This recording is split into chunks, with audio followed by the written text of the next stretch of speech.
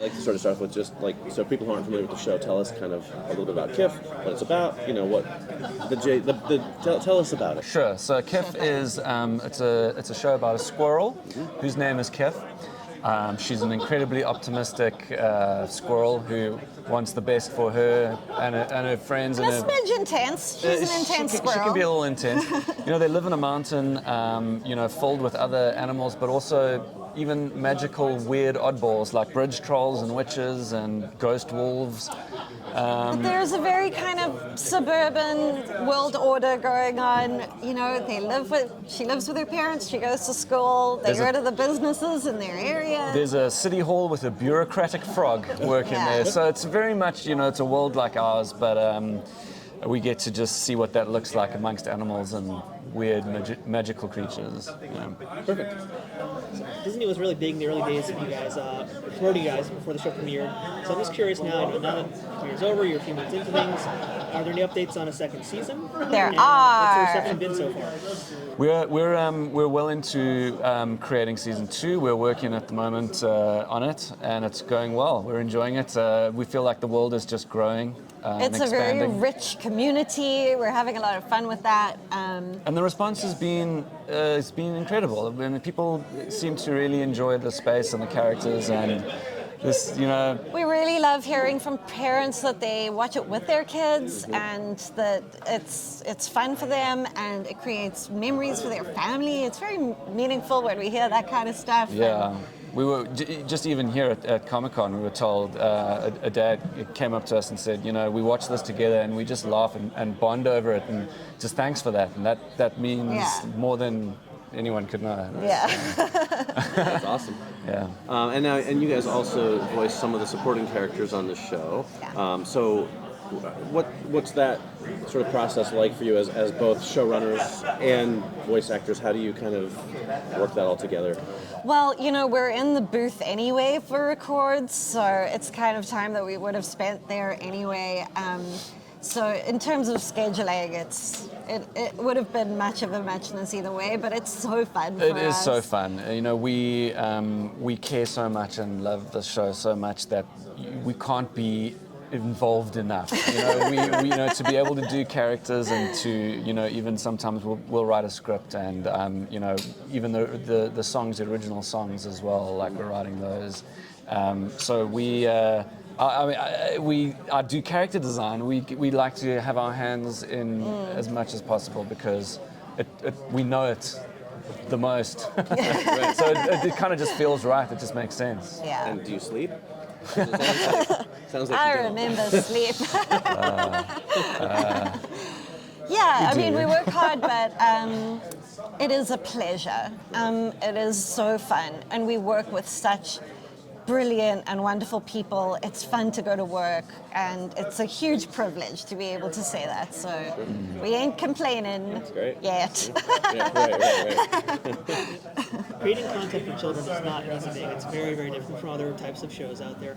So what have you found, or what have you learned when it comes to creating or writing things that are for children, that are on their level, that don't talk down to them, and just make them be part of your vocabulary? Well, firstly, thank you for saying that it doesn't talk down to kids, because those were the shows that we gravitated to growing up, and kids don't want to be spoken down to. They just like adults. Yeah. It's almost like they're people.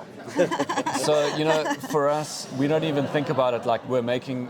We have to now consider this story because it's for kids. We tell a story that we can't stop laughing when we talk about it. I was slightly worried when you phrased your question like that, because we write it for ourselves.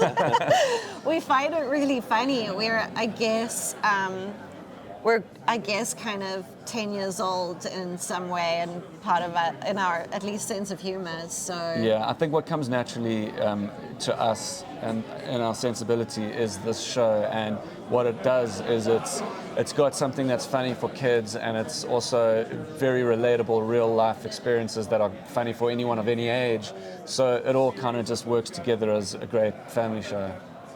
So, animated series are not known for being like particularly continuity-driven, long storylines, things like that. So you said you're working on season 2. How do you keep things growing and evolving without having the characters grow up and become Exactly. businessmen and whatever, things like that. Yeah, well, we've done a bit of world building. Every episode is brought to you by a business that's within the world, of Tabletown, and what that started to do was like give us opportunities to like, well, if they're at the table and they're having some toast, like the bread that they're eating we can now use that brand of bread that was brought to you by 5 episodes back, and those sorts of things only just reward the viewer for watching over time. So there's not huge deep lore, but if you've been watching, you'll know lines that a character said early on, that they'll almost reference way down the line. Right. And I think that's how we do it. Yeah, it doesn't feel hard. It feels like the richness of the world is an infinite, of infinite depth. Right. So we go in more than we go out, but there is so much underneath that, and there are so many characters in their community and such a richness of the world. It's. I mean, we I'll give you have an an example. embarrassment of riches in terms of our episode ideas. We have more than we have episodes. So, yeah. And I'll give you an example of that. Like, there's an episode called Pool Party where Kiff goes in and she disguises herself as a smooth-talking agent. And she's speaking to Roy Fox. And she does this line which goes, and then I said, this is the hand that writes the checks, capiche? And Roy goes, I'm stealing that. And then in the Halloween episode that's just dropped, there's a moment where he delivers that exact line. He steals he the legit joke. steals the thing. You actually see in the moment. 30 episodes later. Exactly, Yeah. and it's like the scene works as it is. He's just doing the line, but if you've been watching, you know that he was like, "I'm going to steal that." Right. That's how we have fun with kind of that continuity throughout the show. That's fantastic. So, what bits of Lucy and Nick do we see in Barry and Kiff or other characters in the show?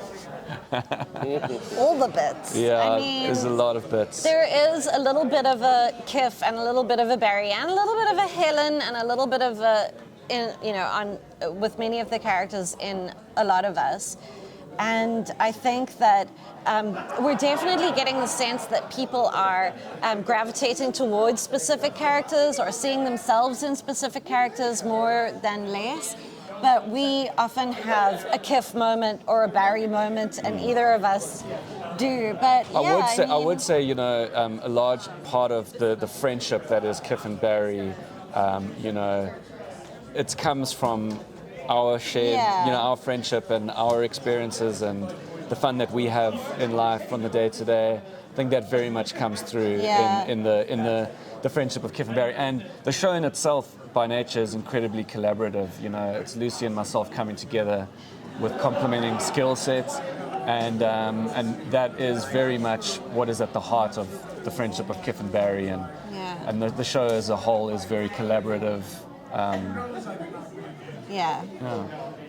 So, Kiff is a show about animals, running around doing their animal things, but you're still tackling a lot of important topics, a lot of things like mental health, especially, but in terms of things like representation, inclusivity, those sort of topics, will Kiff be handling anything like that? Any of those more like big real world problems, or big real world issues? I mean, I guess so, but in her everyday kind of way. We tend to not pay too much attention to the things that we think that in the real world we shouldn't be paying too much attention to. So if someone has 2 moms, or if someone wants to wear high heels but he's a boy, or if someone, all of that is just dealt with in a very kind of mundane way, which... It all exists in the world of Tabletown. Whatever is in our world, we want to exist in Tabletown. And be dealt with in ways that we think are very kind and inclusive, and Perfect.